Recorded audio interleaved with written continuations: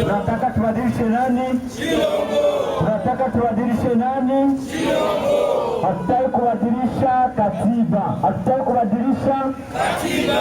Hatutaki kubadilisha katiba. Tunataka kubadilisha Chilombo.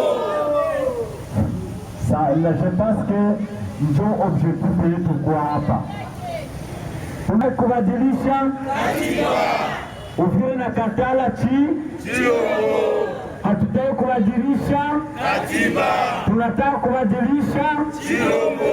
Hatutaki kubadilisha katiba. Tunataka kubadilisha Chilombo. Hatutaki kubadilisha katiba. Tunataka kubadilisha Chilombo. Asante sana. Message ya maparti politique ya opposition.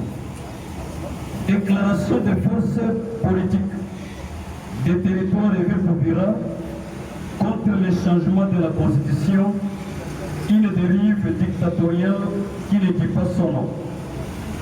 Attendu qu'État son adresse de Kisangani, de Lubumbashi et dernièrement de Kalemi, M. Félix Tshisekedi, président de la République, malgré les désintéressements, la méfiance et la non-adhésion de la population face aux 10 projets jugés non prioritaires et inopportuns, continue à s'obstiner de réaliser ce projet antidémocratique de changer la constitution du 18 février 2006 telle qu'elle est révisée à ce jour, soit disant qu'elle a été rédigée à l'étranger par les étrangers, qu'elle n'est plus adaptée aux réalités congolaises et qu'elle ne préserve pas l'unité nationale sans pourtant le démontrer à la population.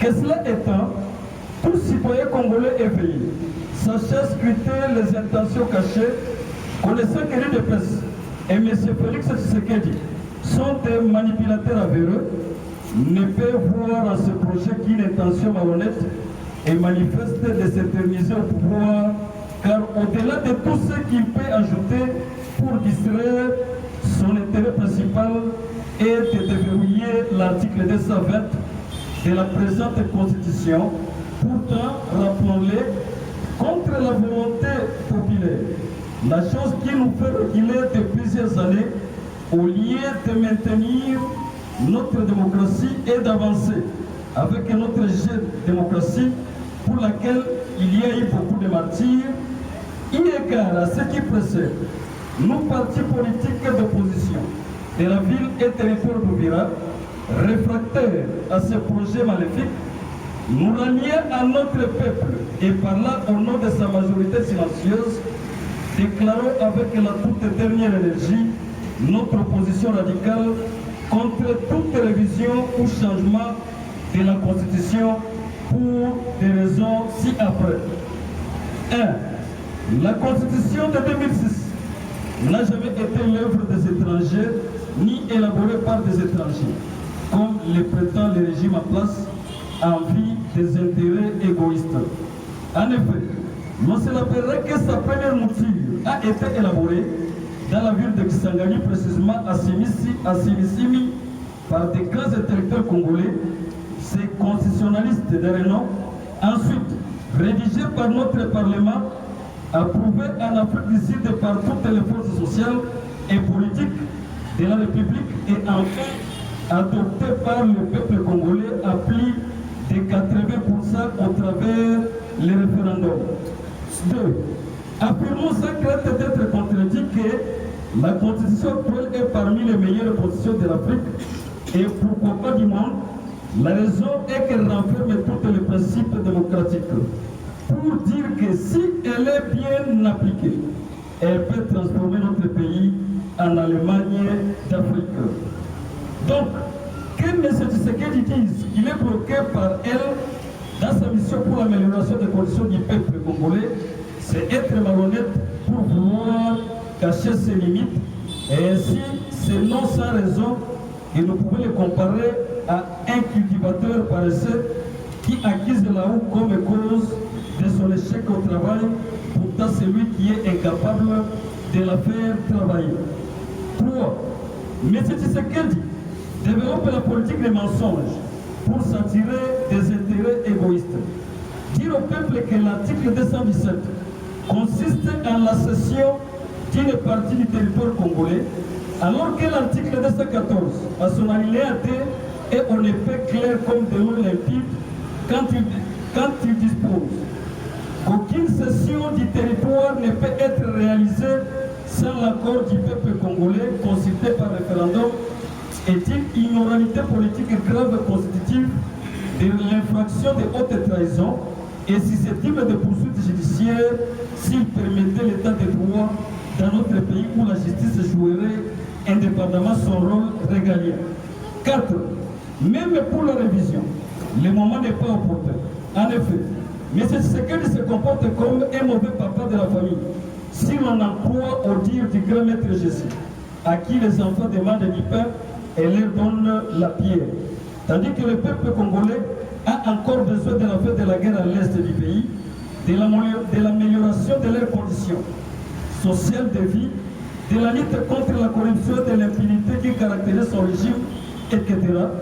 L'empressement de Tshisekedi au projet de changer ou de réviser la Constitution contre l'esprit de l'article 219 sans penser au sort d'une partie du peuple qui est sous la domination de la rébellion soutenue par le Rwanda, qui ne votera pas en cas de référendum, est un acte non seulement susceptible de pousser le peuple à une suspicion légitime dans les chefs du pouvoir quant à la complicité de l'insécurité et de la cession de cette partie du territoire dont le peuple est serait victime, mais aussi de hautes trahisons pouvant conduire à sa déchéance.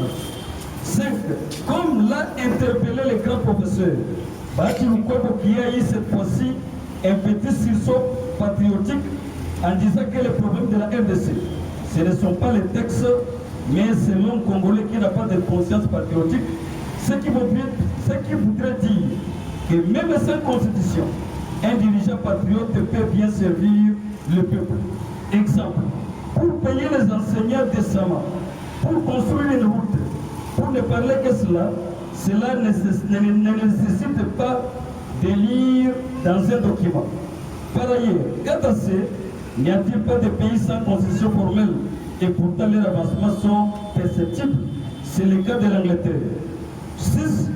Le changement de la constitution n'y a pas été prévu et le faire pouvant être considéré comme un coup d'état constitutionnel car ayant l'intention de violer ces articles 70 et 220, en vertu de l'article 64, les partis politiques d'opposition si présents dorénavant s'arrogent le droit de faire appel à tout citoyen actif, responsable et nationaliste de nous lever en un seul homme pour barrer la route à M. Tshisekedi et son parti dans ce projet suicidaire à notre jeune démocratie.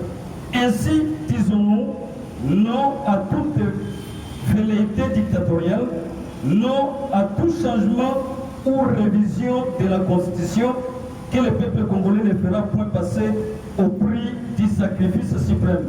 Non au troisième mandat anticonstitutionnel, non à la présidence à vie en RDC, ainsi avons-nous dit. Merci et nous vous remercions.